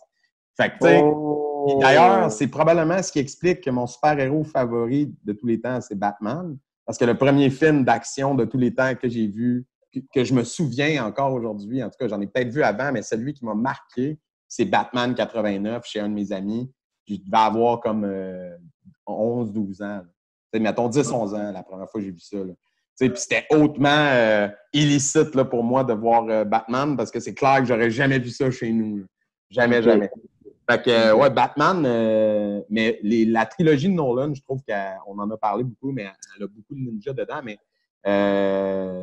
Mais moi, le film de guerrier qui a le plus forgé, on va dire, ma façon de voir la vie, c'est Robin des Bois, Prince des voleurs, avec Kevin Costner. Puis je l'ai réécouté aujourd'hui avec mon garçon. Ce film-là est incroyable, je le connais par cœur. Là. Je calais les dialogues avant qu'il arrive. Puis le côté rebelle, le côté... c'est ça, le côté combattre les injustices, ça a toujours été quelque chose qui a été au cœur de ma vie et tout ça. Fait que, tu sais, aujourd'hui, j'enseigne aux enfants à se défendre contre l'intimidation puis à se tenir debout quand quelqu'un les oppresse à leur niveau. Tu sais, c'est un peu la même chose. Dans le fond, c'est comme de dire à une population, comme dans Robin des Bois, à un moment donné, Azim, qui est joué par Morgan Freeman, il dit « Anglais, je ne suis pas l'un des vôtres, mais je combats un tyran qui vous oppresse. » Puis là, il essaie de dire « Rejoignez-nous. » Puis là, genre, gros pep talk. Puis je fais quand même un lien avec ce qu'on fait parce que, dans le fond, ce qu'on apprend aux enfants, c'est de dire « Regarde, c'est pas vrai que c'est cool de taper sur les autres pour le plaisir, que ce soit mentalement ou physiquement. Puis c'est pas vrai que toi, si tu es victime de ça, tu dois te laisser faire. Au contraire, tu dois te tenir debout. Puis ça se peut que tu manges un coup là, en te tenant debout, mais crème, après, la plupart du temps, après, tu te fais respecter. Ça arrive pas. Ouais, mais honnêtement, moi, j'avais 4 sœurs, donc puis une demi-sœur. Fait que de l'intimidation, j'en avais... à la maison! À la maison. À toutes les heures, minutes, secondes. C'était magique. Pour de vrai, c'était magique. Mais ça forge un caractère. Puis, tu te laisses pas marcher ses pieds. Puis après ça, puis même si c'est à cause de ça que j'ai commencé le karaté, j'étais un peu pas violent. J'avais beaucoup de rage en moi. T'avais besoin de passer ton énergie. Là. J'avais le goût de me battre, j'avais pas de frère pour frapper. Puis quand j'avais un frère, ben, il était trop jeune. Fait que, tu sais, j'ai commencé le karaté. Puis là-bas, tu sais, je voulais me battre, me frapper. Puis ben là, ils m'ont appris que c'était pas comme ça que ça marchait. Fait que ça m'a fait du bien là, de faire du karaté, moi. Puis, fait que c'est ça. Fait que je me faisais l'intimider à la maison. Mais tu sais, quand t'arrives, mettons, à l'école, puis t'as confiance en toi, puis tu te laisses pas piler ses pieds, ben tu sais, le monde vient juste pas vers toi t'intimider quand t'es pas quelqu'un dans ton coin. Tu sais, les intimidateurs, ils vont vers le monde. Font pas de bruit tout le temps. Dès que tu regardes pas à terre, exact. Tu n'es pas vraiment écœuré. Exact. Si quelqu'un vient t'écœurer, ben je savais les conséquences. Là. Exact. Puis tu sais, en fait, c'est ce que j'enseigne autant aux élèves enfants qu'aux élèves adultes. Quand tu respires la confiance, l'agresseur, souvent, il va te laisser tranquille. Ouais. Ben, la force intérieure, si tu la dégages, même si tu n'es pas super musclé et tout, si tu respires la confiance, l'agresseur d'habitude ne viendra pas vers toi. Ça, c'est même valide pour les femmes. L'agresseur de femmes qui se promène dans les rues pour sauter sur des filles, lui, il va chercher la fille qui marche à terre et qui a l'air stressée puis nerveuse puis machin. Puis, ce que je dis à mes élèves, c'est elle a l'air calme, en contrôle puis tout ça. Puis garde ton calme puis évalue la situation, puis sois conscient de ton environnement. Tu comprends ce que je veux dire? Fait que je trouve ça super cool. Moi, c'est vraiment l'autodéfense. Là, j'adore ça, enseigner ça. Je me sens utile dans la société. J'ai l'impression qu'on fait des citoyens plus forts, mentalement d'abord, qui s'en se laisseront pas imposer dans la vie, que peu importe dans quoi, peu importe ce qu'ils vont faire, quand ils vont voir des injustices, quand il va leur arriver des affaires, ils n'accepteront pas n'importe quoi sous prétexte que, c'est mon exemple, c'est mon boss, il a le droit de me manquer de respect, il a le droit de me dénigrer. Non. Tu comprends? Fait que peu importe le milieu, peu importe ce dans quoi. Ça forge le caractère aussi. Exact. Ah oui, puis définitivement. Puis pas pour pour brag pour notre paroisse, là, mais on peut brag un petit peu. Non, puis, vraiment pas, là. mais dire que chez Sunfuki, une des choses que j'ai appréciées au fil de mon parcours d'athlète, c'est les examens. C'est pas juste, OK, vous faites votre stock, puis vous nous montrez que vous le maîtrisez à la perfection. Puis s'il faut que tu fasses ton kata 450 millions de fois, ça va être ça l'examen. Non, l'examen, chez Sunfuki, c'est un moment de vie, c'est une épreuve de vie. Puis tu vas en ressortir Tu vis quelque chose. Exact. Tu vas en ressortir grandi. Oui, physiquement. Ouais. Oui, ça va être dur. Oui, tu vas vivre des affaires tough. Mais en tant qu'être humain, les tests te font grandir. Puis moi, c'est ce que j'appréciais là, vraiment beaucoup quand j'étais élève. Et puis encore aujourd'hui, parce que même si on enseigne, on est encore des élèves. Puis mon test de deuxième dame, pour vrai, ça a été mon plus révélateur puis mon plus celui que j'apprécie le plus à ce jour. J'ai apprécié tous les autres avant, mais pour des raisons propres à moi, celui-là a été vraiment marquant. Mais tu sais, chaque élève va vivre, c'est ça qui est hot, c'est que selon le caractère de chacun, il y en a qui vont dire « Ah, moi, c'est tel examen que j'ai trouvé vraiment difficile ou que j'ai vraiment pas aimé, mais pas pour des mauvaises raisons, mais parce que c'est venu shaker quelque chose en dedans d'eux autres. » Tu comprends? Puis l'autre élève, lui, il va dire carrément le contraire. Manu, je comprends à 200%. Ouais. Ouais, moi aussi, il y a des examens que j'ai trouvé ça rough, là. Ouais. Il y en a qui viennent te chercher, puis comme tu dis, tu sais, c'est pas que t'es fâché, rien, là, c'est que tu sais, t'es comme ouf, ça vient te chercher. Là, ouais, ça vient shaker ça des en affaires. question, tu sais, puis Kyushi, il sait, là, tu sais, t'as l'adrénaline dans le tapis, après ça, on redescend, on remonte, met dans le dos, respire. Tu sais, fait que beaucoup de choses qui se passent des fois, mais à la fin, tu sais, puis après ça, quand t'as ta ceinture, t'es content. Oh, ouais, tout à fait. C'est pour ça qu'après ça, quand t'apportes, t'es fier. Exactement, parce que tu l'as vécu, tu l'as mérité, puis tu sais que tu as travaillé pour, tu sais. Puis après ça, tu sais, ça te fait aussi comme, tu regardes les troisième dames, t'es comme les autres, avant toi, t'es comme, tiens, les autres aussi, là, sont allés à travers ça, là. Là exactement. Tu sais qu'est-ce que ça représente, la ceinture qu'ils portent, là. Ouais, c'est ça. Ouais, vraiment. Ouais. Fait que non, ça, c'est vraiment quelque chose que j'ai apprécié, puis que j'aime faire revivre à d'autres. Moi, les examens, c'est un highlight de ma job de professeur de karaté. J'adore ça, les passages de ceinture. Particulièrement les c'est quel passages ton examen que tu aimes le plus donner?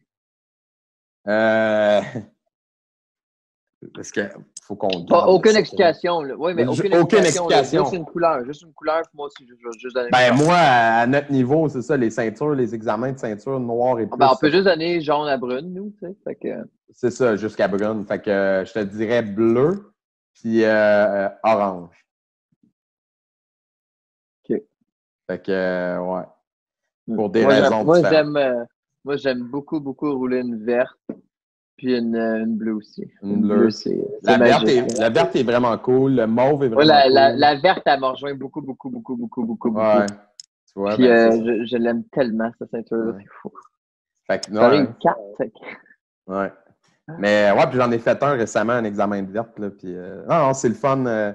Pour vrai, puis ce qui est le fun, c'est de voir qu'on est tous égaux devant ces épreuves-là, dans le sens que des fois, tu vas passer le test, tu vas faire d'après moi, ce test-là, telle personne va le trouver dur ou telle personne, je vais peut-être avoir de la misère avec elle va peut-être trouver ça tough, peu importe. Puis il y a des gens qui vont te surprendre. Tu sais, il y a des élèves que tu vas faire shit. Toujours. Wow! Tu sais, je m'attendais à ce qu'il soit bon, mais pas à ce point-là. Puis il y a aussi du monde que je m'attendais pas à ce que cet examen-là, il trouve difficile. Puis pour X raisons de trucs personnels qui vivent à la maison, ça va venir les secouer. Puis toi, en tant que professeur, tu ne sais pas, tu sais. Fait que là, tu vas leur apporter le soutien tout au long du test. Puis après, ben, ils expliquent pourquoi, ou tu sais, des fois non, mais... Moi, ce qui me fait capoter aussi, c'est le step que les élèves pognent avec les examens. Exact. Tu sais, après un examen de ceinture, peu importe X, là, ceinture mauve, verte, bleue, il y a des distinctions entre les punches, les stands, la force. Tu sais. Puis si un élève en a pas, ben, rendu là, est-ce que tu peux faire quelque chose à mener? Je sais pas, là, tu peux pas travailler pour quelqu'un d'autre. Non. Tu peux amener quelqu'un à la fontaine, tu peux pas boire l'eau pour lui. Non, exactement. Mais habituellement, il y a une belle progression à chaque ceinture, tu sais, quand que tu travailles steady constamment, tu sais. Puis ça, c'est important, pas être extrême, être constant. Ouais, Moi, c'est tout à ça que fait. j'ai à mes élèves. Ça donne rien d'être extrême. Tu vas te tanner, puis tu vas arrêter. Ouais. Lui qui est extrême, il est bon 2 ans, puis il arrête. Moi, je veux que tu sois bon 15 ans, tu sais. Ouais. Puis, fait que c'est ça, tu sais. Puis, fait que les élèves, il faut qu'ils évoluent à travers de ça, puis qu'ils payent un niveau, là. C'est là que c'est fou. Ouais. Mais. Fine drink. Ah ouais, moi tout. Je vais y aller. Be On back. prend. Est-ce que tu es capable de faire des cotes? Je vais baiser sur pause. Oui, on passe ça.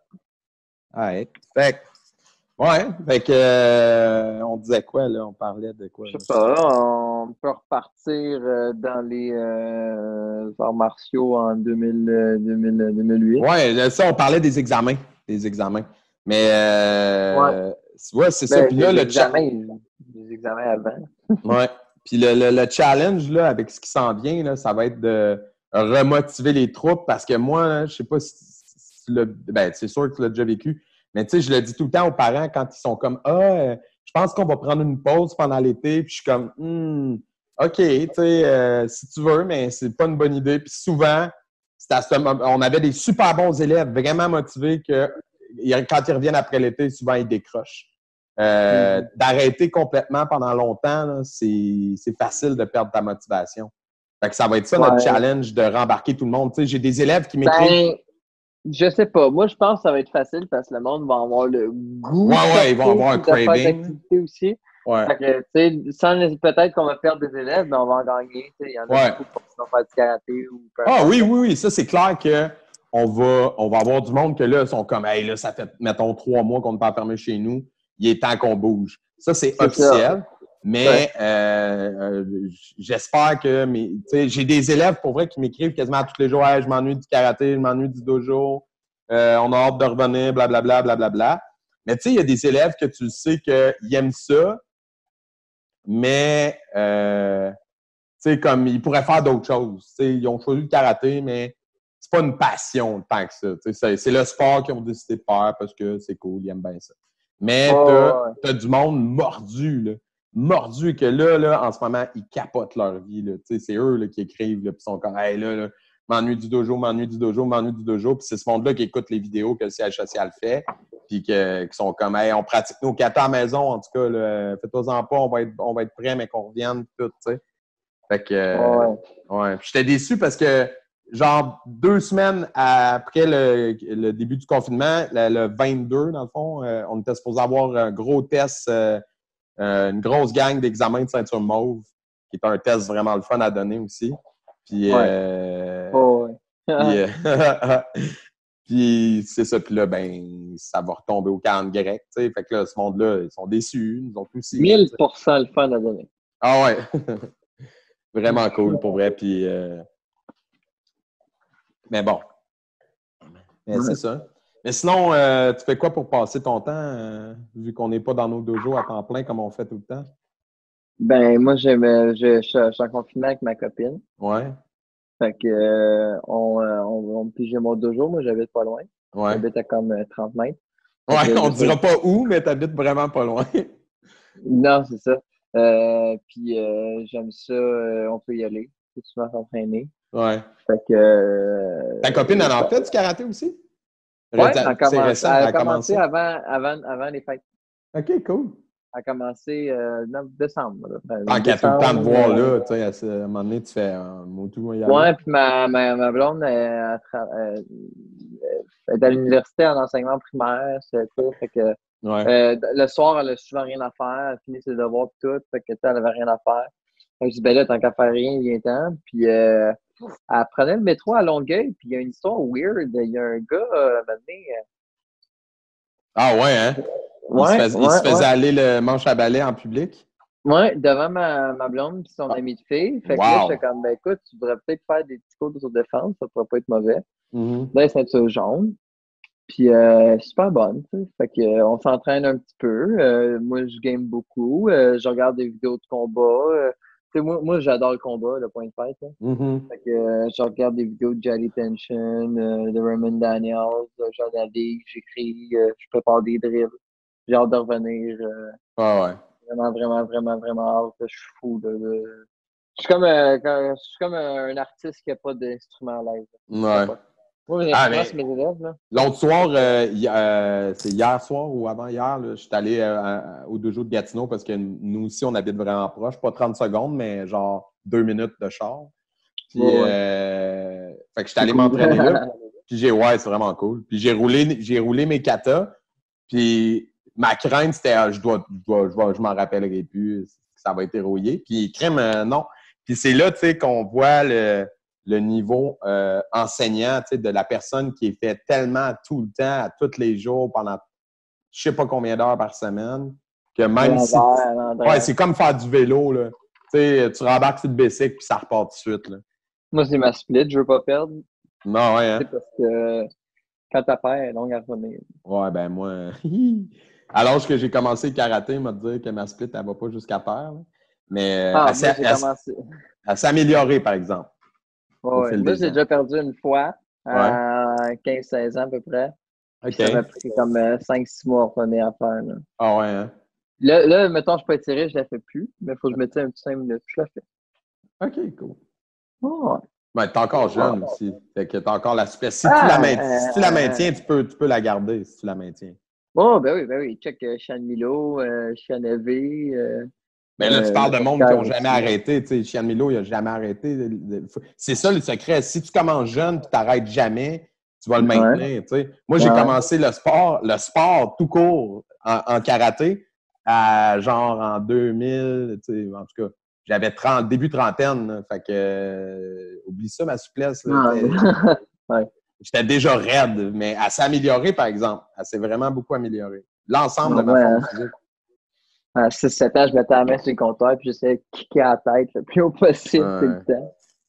Mes élèves, moi, c'est ça, je leur dis.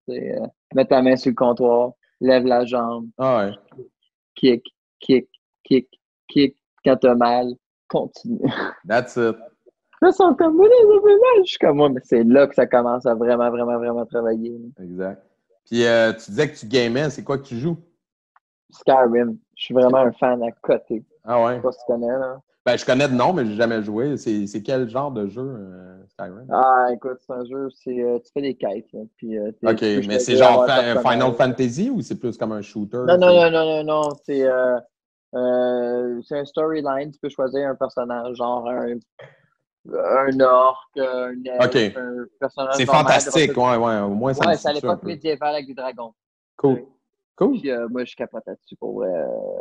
Je peux jouer à ça beaucoup. Puis, j'aime ça, mais ça vient long vite. Pour de vrai, j'ai joué 6 jours. C'est quoi, 3 semaines qu'on est en quarantaine? Ouais. Fait que j'ai joué peut-être 6 jours. Puis, la plupart du temps, je passe quand même encore au karaté. Fait que c'est ça qui est vraiment une torture. Je vais fou. Là. Mes élèves m'écrivent, mais je vais fou. Là. Non, je te suis tellement. C'est fou, là, à un moment donné, tu sais, t'as bien beau être en famille ou toi, t'es avec ta copine, nous, on est en famille puis on est enfermés, mais à un moment donné, tu voudrais faire d'autres choses. Quand t'aimes ton travail, c'est pas pareil, je pense. Ben oui, c'est clair. Puis, tu sais, en tout cas, moi, mon fils, il game beaucoup, là, mon plus vieux. Puis, heureusement qu'il y a ça. Tu sais, au moins, ça occupe les journées parce qu'il lit un peu aussi. Mais, tu sais, en même temps, c'est ça. Ben, je t'ai envoyé mon œil au Benoît? Ouais. Bon, ben, j'ai eu ça. J'étais allé à l'hôpital. Puis, ça m'a fait apprécier des infirmières beaucoup. Ah, c'est clair. Mais, tu vois, je trouve ça génial. Pour vrai, ça vaut la peine qu'on le souligne. À quel point on peut maintenant apprécier à quel point c'est important un système public de santé efficace. Parce que c'est probable. C'est le highlight du. Ben oui, Canada, parce que pour vrai, là, tu regardes l'Italie, l'Espagne, puis les États-Unis qui sont en système privé, là, ils n'étaient pas prêts, ce monde-là. Là. Ils n'étaient pas prêts partout. Là. Puis, tu sais, nous, on a eu le temps de voir venir, mais aussi, on a un système de santé publique efficace.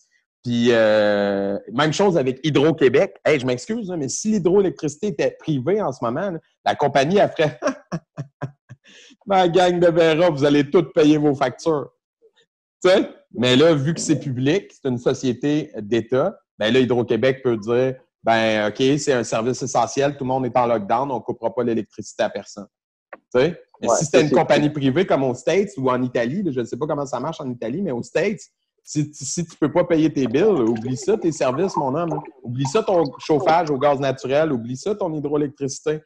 Fait que, pour vrai, je trouve qu'en ce moment, le modèle québécois démontre son efficacité et sa valeur, tu sais, vraiment. Comme... Ouais, 100%. Ouais, vraiment. Peux-tu mettre du pause, ça? Ouais, vas-y, attends une minute. Fait quoi? Excuse, la nature m'appelait. Non, il n'y a pas de faute. Écoute, non, c'est ça. Je pense que ça vaut la peine de souligner le fait qu'on est chanceux au Québec d'avoir toute cette structure-là qui nous permet tous, en ce moment, on est chez nous, mais on n'est pas dans le noir. Ouais, au-delà de ça, je pense qu'en ce moment, il y a un risque réel pour la vie des gens qui travaillent. Puis à tous les niveaux, là, à part de la madame qui prend qui fait tout, là, je veux dire, tu sais, il y a pas juste les docteurs, les infirmières, les médicales qui ramassent, toute la gang, c'est wow, fou, là. Les dépanneurs, les résidentiels, les truckers, c'est fou le job qu'ils font. Puis moi, c'est ça qui vient me tuer. Quand je vois du monde qui ne respecte pas le confinement, je suis comme tabarnak. T'as du monde qui risque leur vie. Puis toute ta seule tâche, c'est rester assis sur ton steak, t'es pas capable, tu sais. Ouais. Comment, aïe, j'ai le goût de te frapper en leur nom, là, tu sais. Non, définitivement, là. Fait que... Moi, c'est une maman du karaté qui m'a accueilli à l'hôpital. Tu sais, tu voyais que, tu sais, elle était pas... tu voyais qu'elle était pas insensible à la situation, là. Tu sais, c'est des humains, là, en arrière de ça, là. Ouais, tout à fait. C'est rough, là. C'est des temps rough, là. Ils veulent voir leurs enfants.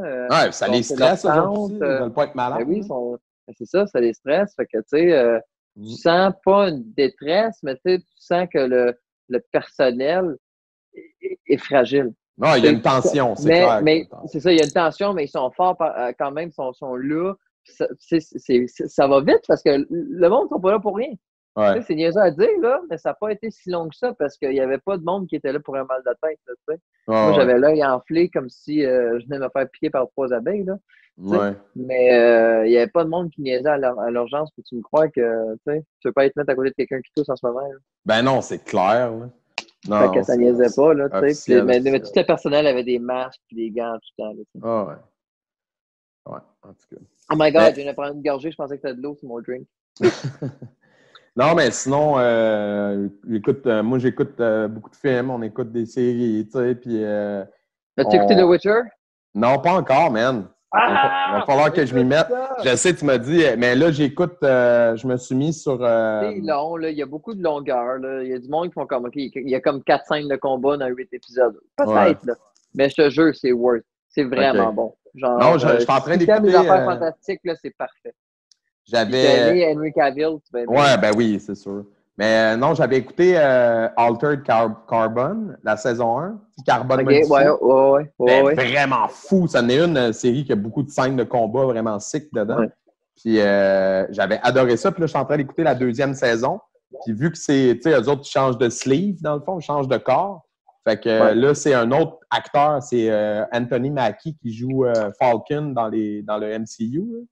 Ouais. Ah, c'est lui qui joue le personnage de Takeshi Kovacs dans saison 2. Fait que c'est plus le même acteur. Mais, Clarence dans 8 Miles. Ouais, Clarence dans 8 Miles. Puis, mais la saison 2 est bonne. Mais tu sais, c'est le genre de série que j'écoute un épisode par soir maximum. Là. Tu peux pas en écouter plein. C'est comme trop... c'est lourd. Tu sais, c'est complexe comme histoire. T'as-tu vu? Tu commences à avoir bu trop de drink, là? Ça va virer en sous-écoute? Non. C'est moi, Michel!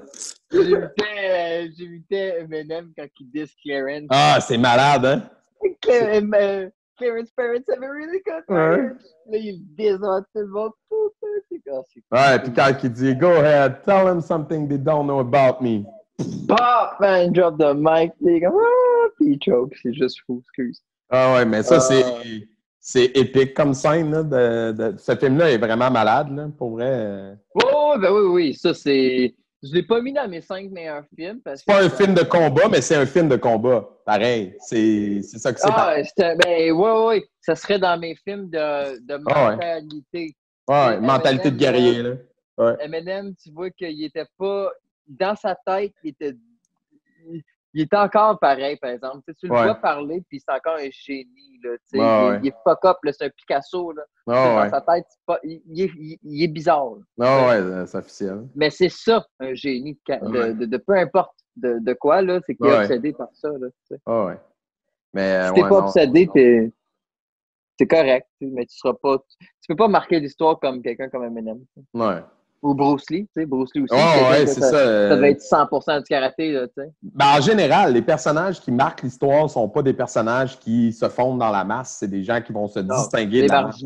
C'est des marginaux. Souvent, au début de l'histoire, c'est des méchants ou du monde pas compris. Là, ou du monde qui était rejeté, dénigré, vu comme des... Bruce Lee, comment ça a été tough pour lui arriver en Amérique? Ah, ben ça, je sais pas. Ça, je te dis, je connais pas vraiment son histoire. T'as pas vu le film? Oh my God, mais il a struggle hard là, quand il est arrivé ici parce que c'était un Asiatique pis tout. C'est le monde, là, il avait fermé leur boîte puis il l'aurait juste accueilli puis il aurait pu son savoir plus vite, là. Parce qu'il est mort jeune, là. Ouais, ça, je sais. Son fils aussi est mort en tournage. Il est mort dans The Crow, Dans The Crow. The Crow, là, c'est plate, j'avais la BD avant, puis je l'adorais, je la trouvais vraiment belle, puis tout, puis je l'ai prêtée, puis je l'ai jamais revue.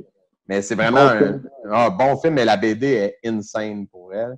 Toi aussi, t'aimes les BD, hein? Oui. Ben moi, j'ai quelques comics. Je dirais pas que je suis je prétendrai pas en avoir énormément, mais vu que je suis un gros fan de Batman, j'ai quelques comics de Batman. Moi, j'ai collectionné. Ouais, j'avais The Crow, mais puis j'ai j'ai mes quelques Batman, j'en ai quelques-uns de Joker, des enfants de même. Mais ouais, j'en ai lu quelques-uns. Mais j'étais un gros lecteur de romans, thrillers policiers, espionnage, ces affaires-là. Moi, mon auteur québécois préféré, c'est Jean-Jacques Pelletier. Si tu as le temps de lire des romans, si tu aimes ça, je ne sais pas si tu aimes ça, mais en tout cas... J'adore. OK, ben Jean-Jacques Pelletier a écrit la série de romans la plus visionnaire de notre époque. OK? Il a collé la...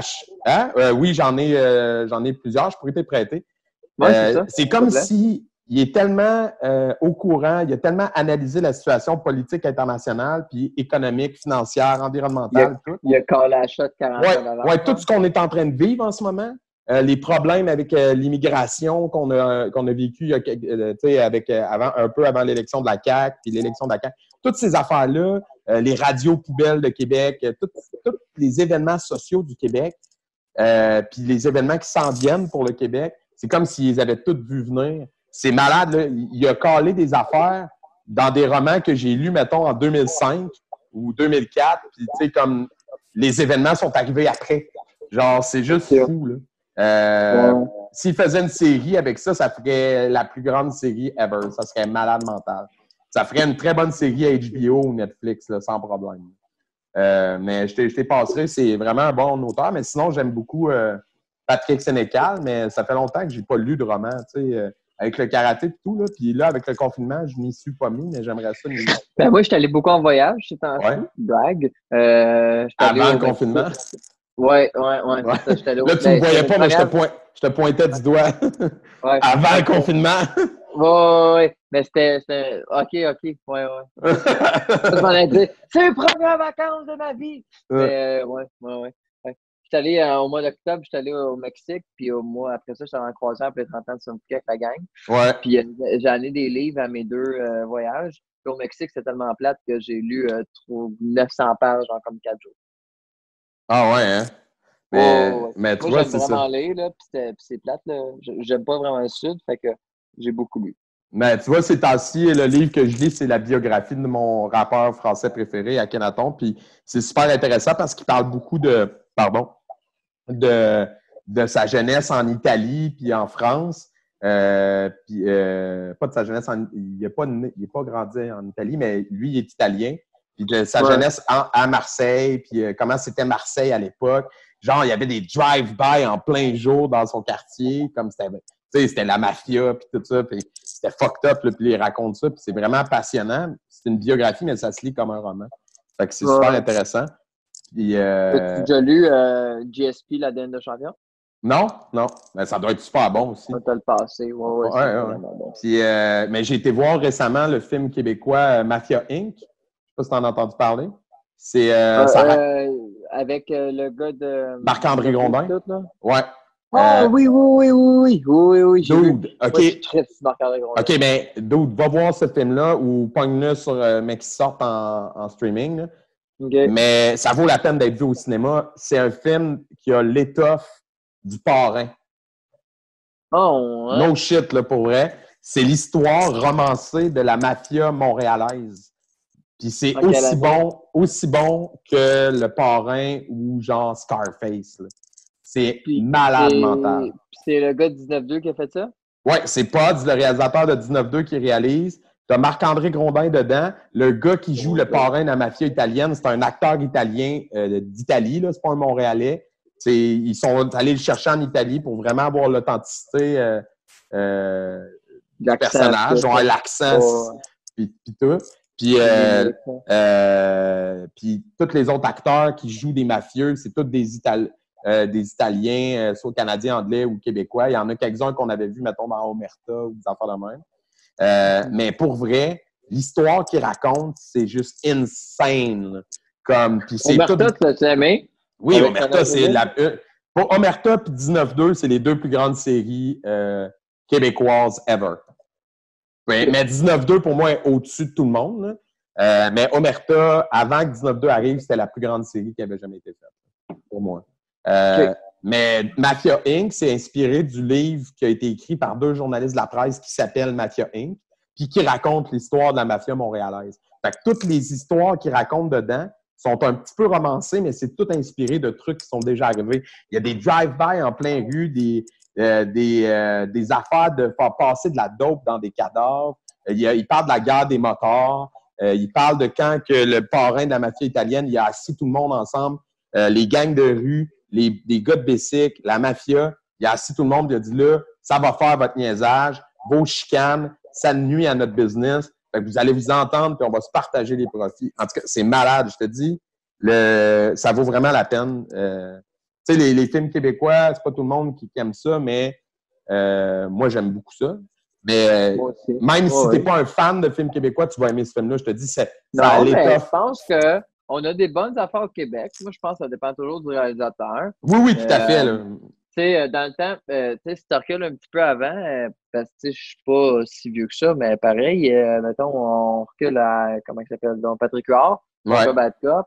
Ben ça, comme film mainstream, c'était très bon. C'était très bon, Mais ça pour dire... mais on est capable de faire des bonnes choses ici aussi. Oui, tout à fait. Qui peuvent être mainstream. Fait que Mafia Inc., recommandation personnelle, si vous avez pas Marc-André Gondin, 51-50 rue des Ormes, chef-d'œuvre. C'était très bon. Tu vois, ça, 51-50, c'est du Sénécal. Tu sais, je te parlais de Patrick Sénécal tantôt, qui est un auteur québécois d'horreur. As-tu déjà lu ses livres? Alice, ben oui. Oui. Moi, Stephen King, je dis tout lu français, anglais. Le Vide. T'as-tu lu Le Vide de Sénécal? Le Vide? Non. OK, ben je vais te l'amener. C'est une grosse brique, là. C'est une grosse brique de genre 600 pages, mais c'est un livre, je te jure. C'est sûr que tu vas me le ramener et tu vas faire OK, j'ai pas eu de fun. Tu vas avoir adoré ça, mais tu n'auras pas eu de fun. C'est vraiment profondément troublant, ce livre-là. Ah, ça arrive, ça. Hell aussi, c'est assez troublant. Hell.com, c'était insane aussi. Hell.com, c'est assez troublant. Ben, 51-50, la fin du livre. Ouais. Tu l'as lu, toi? Ouais, la fin du livre torche beaucoup. Ouais, vraiment. Le film est so-so, mais le livre était insane. C'est comme Sur le seuil. Le roman Sur le seuil était fou. Le film avec Patrick Huard était vraiment violent, mais il était correct, tu sais. Il était correct. Mais le livre était vraiment quelque chose. C'est le fun de t'amener. Oui, vraiment, définitivement. Comme je te dis, là, j'ai comme perdu le temps de le faire. Fait que quand j'ai du temps, des fois, pour m'asseoir, des fois, je lis un peu. Mais on dirait que mon attention span, il est raccourci, tu sais, comme on a tellement pas beaucoup de temps. Ben, t'as 3 enfants, 2 jours. 2 enfants, 2 jours. 2 enfants. Ouais, le 3e enfant, c'est les 2 jours. C'est ça. Mais, non. Mais moi, quand j'étais allé en voyage, j'ai amené 2 romans policiers puis un d'histoire, genre, fantastique, là. OK. C'était vraiment bon. Moi, quand j'étais jeune, déjà au primaire, j'avais lu comme les Amos d'Aragon, Ouais. Harry Potter au secondaire, les Sherlock Emerald, toute la gang. Là, tu sais. Fait que, c'est quand même des gros livres là, quand t'es jeune de même. Là. Ouais, définitivement. Mais c'est ça. Mais, ouais, non, J'aime c'est. lire, mais Ouais. j'aime pas. J'aime, Mais- je me dis comme Nathalie Portman, j'aime pas apprendre, mais j'aime me cultiver Ouais. beaucoup. J'aime ça lire puis apprendre des choses, mais système d'éducation, moi, Oh, ouais. Non, je comprends ce que tu veux dire. je trouve vraiment pas qu'il torche. Mais tu sais, j'étais pas. Moi, j'étais bon dans ce que j'aimais. Tu sais, mais j'étais DAH, hein, moi. Fait que les matières que j'étais bon, j'avais même pas besoin d'étudier. Je pouvais lire dans la face du prof, puis je retenais tout. Mais moi, je trouve qu'il n'aide pas les entrepreneurs pendant tout le système. Ouais. Il te montre à devenir un employé puis à fermer ta boîte. À devenir un salarié. Oh, ouais, définitivement. Ouais. Mais.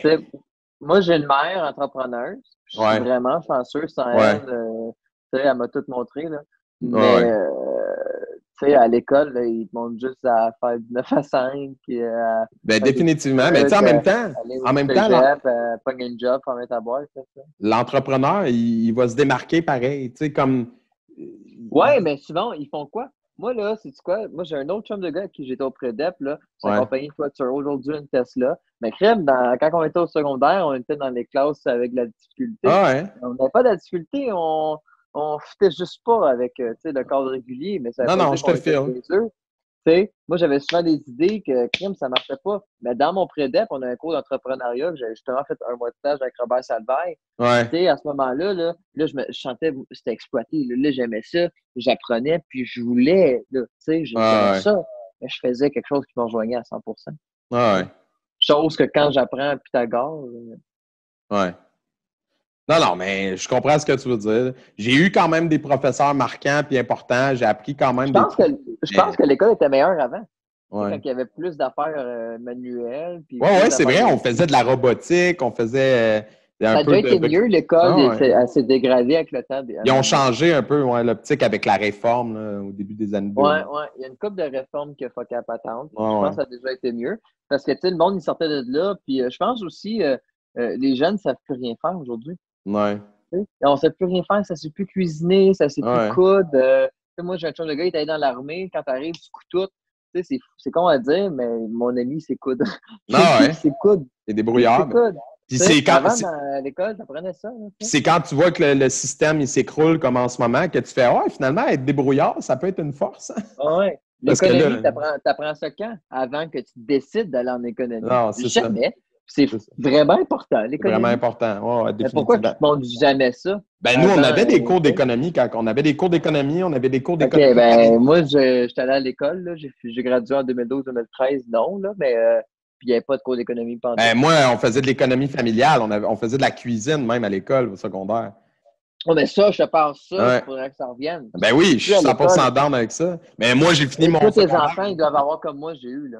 Ouais, mais moi, j'ai fini au secondaire en 99, là. C'est ça. Fait que, c'était une autre époque. C'est ça. Toi, tu as fini ton secondaire en 2012? 2012-2013, j'étais supposé graduer. J'ai gradué à l'université en 2007. Oh, damn!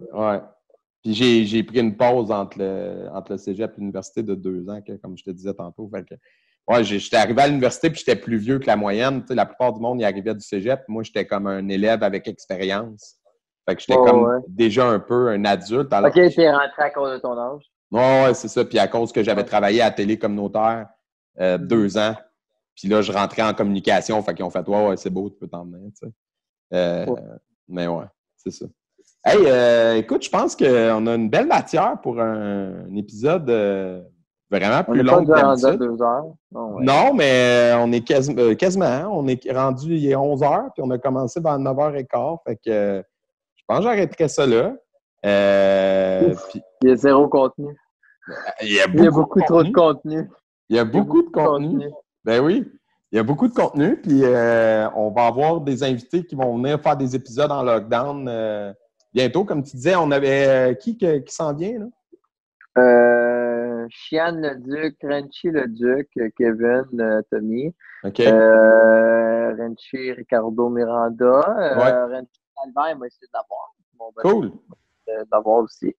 OK, puis s'il y a d'autres personnes qui sont à l'écoute, qui ont le goût de briser l'isolement puis de venir jaser avec nous autres, vous êtes les bienvenus. Tout ce que ça vous prend, c'est un casque d'écoute de téléphone cellulaire puis votre cellulaire, puis vous êtes en business. Soit des AirPods, des écouteurs sans fil ou badon avec un fil, mais il faut pour parler. Oui, il faut un micro. C'est ça. Ouais, il faut un micro pour les Si vous avez ça, votre cell ou un laptop, vous êtes en business, on va vous expliquer comment on procède, puis on enregistre tout ça. Puis même si on fait ça par vidéoconférence, faites-vous-en pas, on garde juste l'audio. Fait que, ouais, c'est ça. Puis pour les auditeurs, ben désolé pour la qualité audio, mais on s'est dit que ça valait mieux de garder la discussion ouverte, puis de feeder les gens, puis de briser l'isolement que de prioriser la qualité du son. Ouais, il va falloir écrire dans le texte qu'on passe sur plein de sujets, sauf le karaté. Relié au karaté, mais pour vrai, à peu près à tous les épisodes, super. Ça dérive. Oh, ouais, tous les épisodes, ça dérive. Ouais, mais là, on est parti sur une bonne dérape. Oh, ouais, mais c'est normal. On boit en même temps. Mais on est resté politiquement correct, c'est parfait. Quelques sacs par-ci, par-là. Oh, ouais, on n'est pas des émotions. Non. Fait que, écoute, je vais te souhaiter bonne soirée, bonne fête de soirée, puis on se recheck bientôt avec nos prochains invités. Yes, bonne soirée. All right. Bye. Bye.